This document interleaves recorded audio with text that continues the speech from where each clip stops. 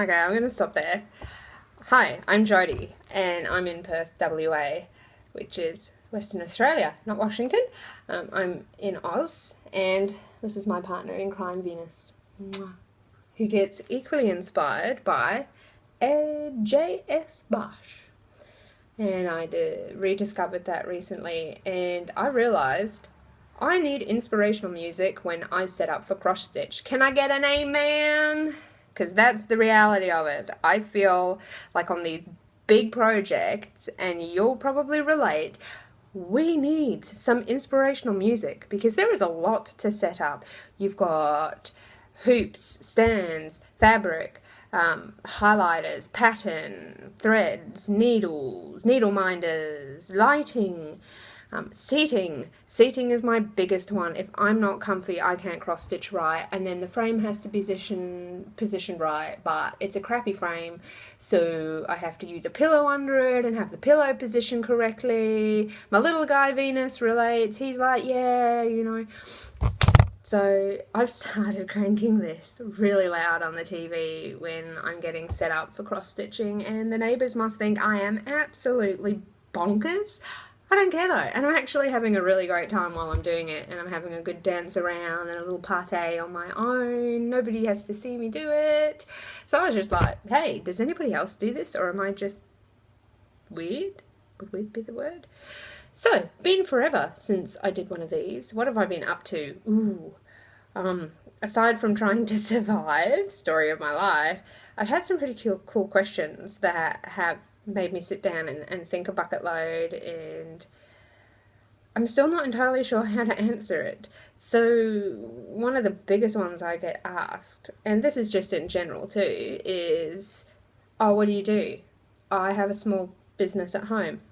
Oh, so you don't really work? And I'm like, dude, you did not just. I do too work. Aside from the fact I am the primary caregiver for the kids, so that is a 24-hour job in itself. I have to cook, clean, finances, nursing, like you name it, I gotta do it.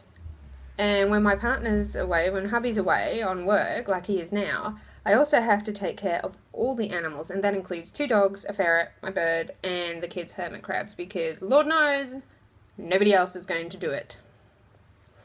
So yesterday I got to do ferret poo, dog poo, human poo, because I had to clean the kids' bathroom. I'm going to have post-traumatic from that. What else? Just everything poo. Everything poo. It was a poo day. And our biggest dog, bless his heart, likes to kick his poo. If it's not enough that he lays a big nugget on the ground, he's got to kick it. I don't know why, but he does. And he'll either kick it into my pool yard, or he'll kick it on the footpath, or the best to date was when he kicked it and it splattered up my window. Yeah.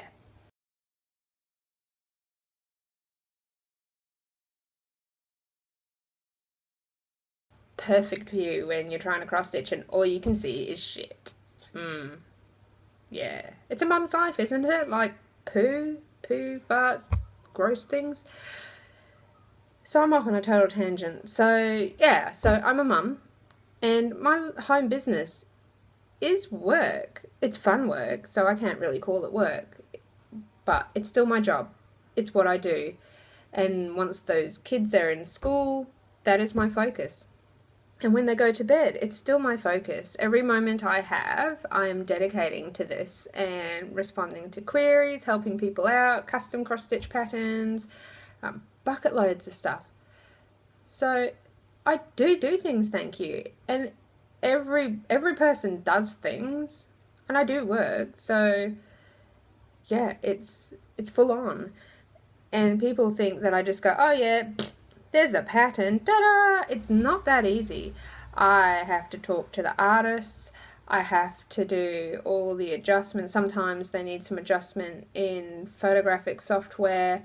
I have to, modify the design, and then I have to format it all and make sure all the details are correct, and then I have to upload that, and then I have to make sure that all the details on Etsy are correct. And then even once that is online, it doesn't really stop there, because I'll have people asking me questions about it. So, it's not what it sounds like. It is full on, and when you're trying to do that as well as parent two young kids, it is phenomenal. So I would say, and also this answers another question, it is not easy. It isn't easy to do what I've decided to do, but it's rewarding, and I've enjoyed it, and I would not trade it for the world. Not for the world, unless I absolutely had to. But I am fighting for this. I want this to work, and I want it to be my thing. I want it to grow, and then my ultimate goal one day is to have something to hand down to the kids. So I want something that I can pass on to them. Probably, oddly, my son. He's more crafty than my daughter in a lot of regards. Like, she likes to draw, but my son creates. So I think he'll be the one that takes over in the end, if that's what he wants to do. He might go, it's girly, and he won't, and it'll be my daughter's thing, or maybe it'll be neither of their thing. But, so anyway, that's the end goal. That's what I'm aiming for. So, what I'd like to do with each movie is just show off some of my needle minders. So today I'm going to show off one of my little lollipops. I love these lollipops because I love colour, and you can see they're really bright and bold. So they're super fun. So we've got those ones. And this is a new one I did, and I haven't listed her yet. But she looks really dark in the picture, but she's not that dark, and she's metallic. I don't know if you can see. It's not really focusing, but she is metallic, and I've done her on a wide base so that you can really appreciate the metallic in her. So she's my little metallic blue mermaid. And then this little one needs a little bit of touch-up work, but this is a variation of my raven skull, only this raven skull is a really badass, like, pinky purple metallic. I call them shimmer because it's more shimmery than metallic-y, I guess. I watched some cool nail videos, and she defined all the various kinds of sparkles really well, so that was cool. So I'm definitely going to stick with my original definition of shimmer. So there's that one. And then I have finally, I'm really excited about this, I have perfected the original Kraken, I'd say. I'm really happy with how they're turning out. Like they were cool before, but they're badass now. So that's just a regular run-of-the-mill Kraken. So I have lots of cool things and bits and pieces. That pink raven, I've got a bone-coloured one. I've got a black one and some other pretty cool ones. You can't have my fingers. I need to scratch. Thank you. So I've been doing that. It's a bit labour intensive, the needle minder making. It's pretty full on, so I sort of go hard on them and then I give it a break, and then when I run out I go hard on them again. So I've been doing that. So what have I been stitching? I've been working my butt off on Octavius. Now, Octavius is a bit of a conundrum for me right now because this frame is really heavy, but over here I think I've made an error, and I'm not 100% sure if I've done that or not, so I went all the way over here and started stitching inward. So this is the last page. This page will join in, so this is where I get to find out whether I have made a mistake or not.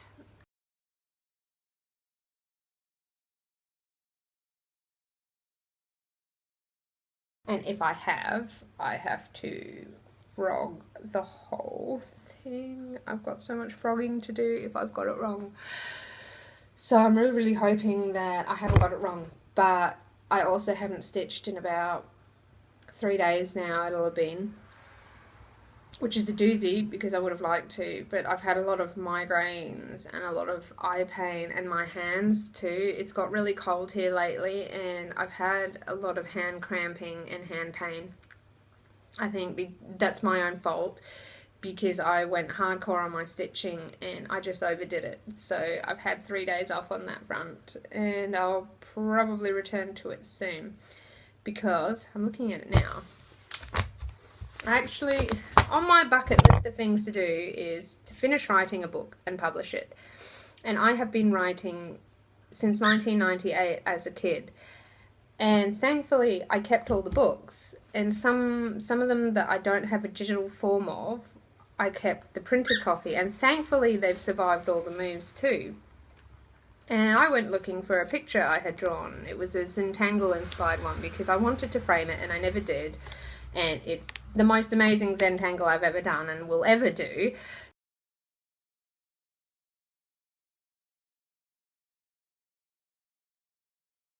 So I went looking for it and I found the books. So what I'm doing is I've gone, you know what? This is on my bucket list. I need to publish my book. You know, I do all these reviews and I read everybody else's books and I review them for them. And I think it's my time to write a book. So I've got a bucket load I have to read still because I've got a bit of a backlog. I ordered all these books. So, and I write best when I'm on my own. I don't seem to write well when there's other people around. So I sort of wait for the kids to go to bed and then I write. And I write until I can't feel my toes, and then I go to bed because it's cold. So it gets to a painful stage even. It's unpleasant. So I have been very naughty and not 100% committed to actually cross-stitching, and I've been doing something different. So they're definitely aimed towards, I mean, this book that I'm editing now, they're talking about year 10s. So how old would that be? 15? 16? 15. 15, I think. Year 8, 13, year 9, 14. Yeah, so about 15. 15 years old. So I'm trying not to push any of that adult influence in there. I'm trying to keep it as real as possible. But of course, because it was written in year 10, oh my gosh, books were a thing? And the library, you had to check books out, like really old-fashioned. I don't think there's even mention of a mobile phone in here or tablets because none of that existed. The internet was around. It was dial-up though back then. So it's really cool to see how much technology has changed in the time since when I started writing and now. And before, I used to send all these books out to publishers because back then that was the only way I had, and they all asked me to have it solicited and this, that, everything else. I'm 15. I do not have that financial backing.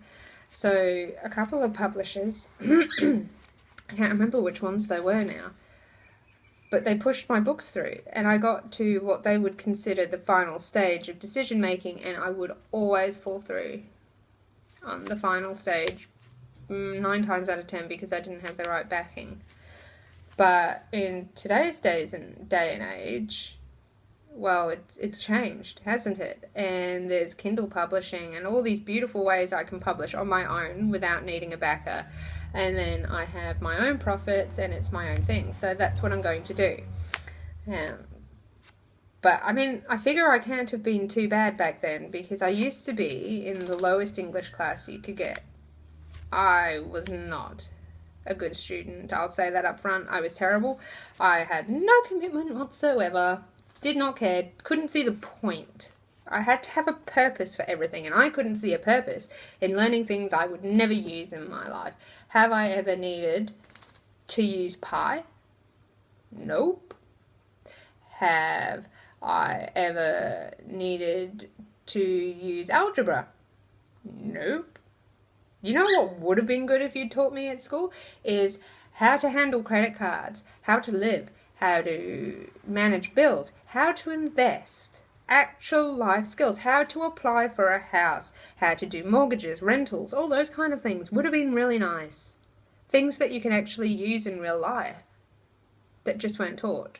So, anyway, I'm a real tangent. So that's what I've been doing there. So it's been really cool. It's been really hectic. It's getting really damn cold here. I'm surprised I'm in just my t-shirt right now. I've been having neck problems too.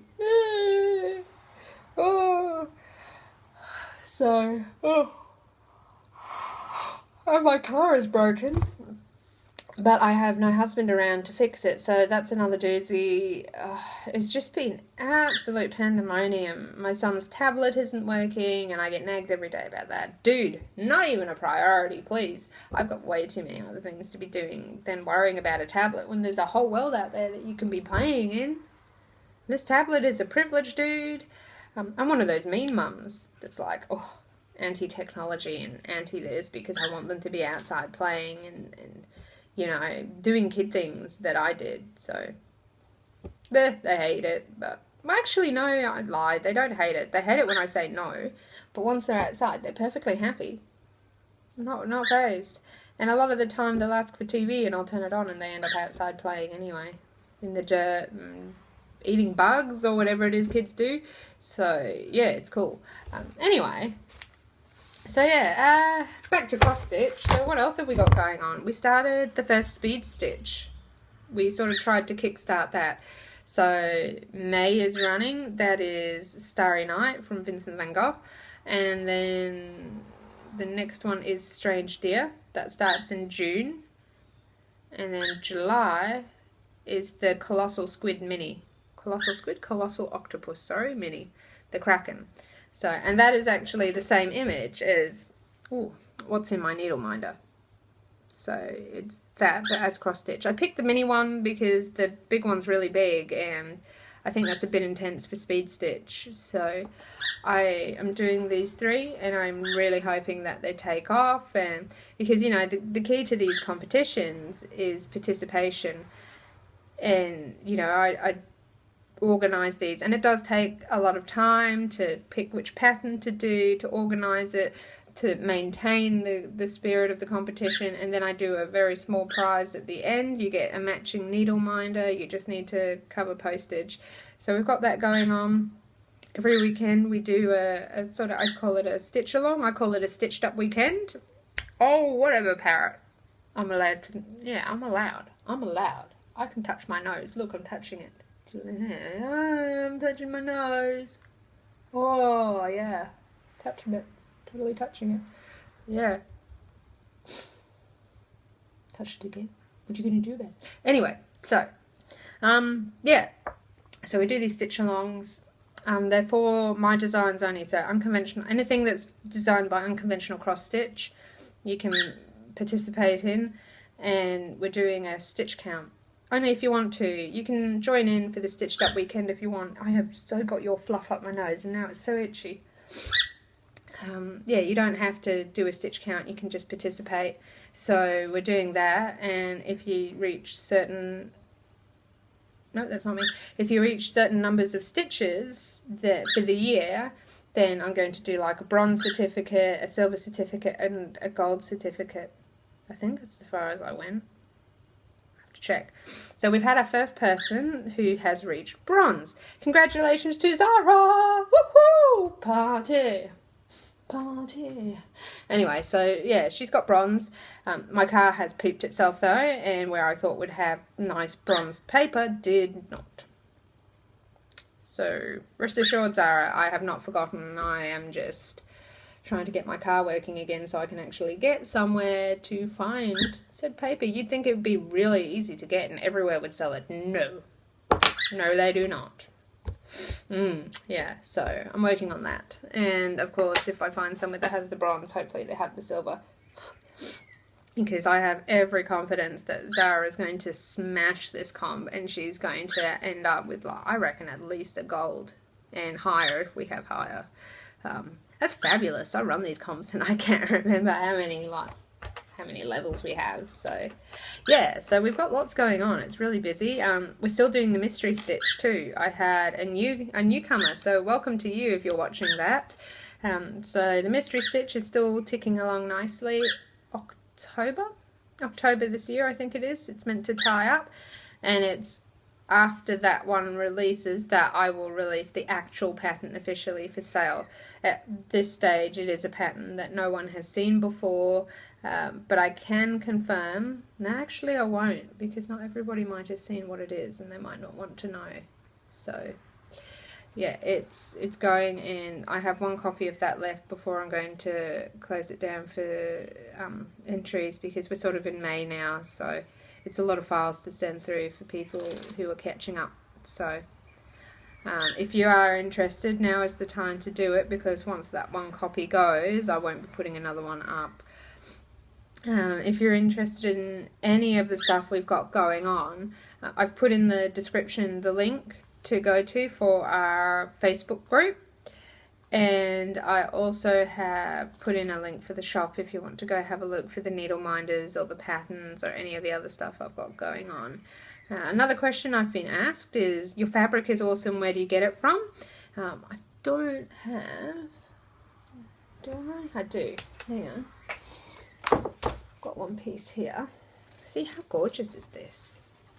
So, and I also love, can you see? They overlock the edges. It's pretty cool. So this is made by Under the Sea Fabric. Can you see that? I don't know if that's in focus, but that's where most of my fabric comes from. I haven't really tried many other places. I've had bits and pieces, but I keep going back to Under the Sea because I love her work. Under the Sea is based in America and also has a Facebook group, so that's pretty cool. So anyway, I have totally blabbed on for 21 minutes, so I'm going to bail. I hope you enjoyed this video. Any questions, comments, please do comment.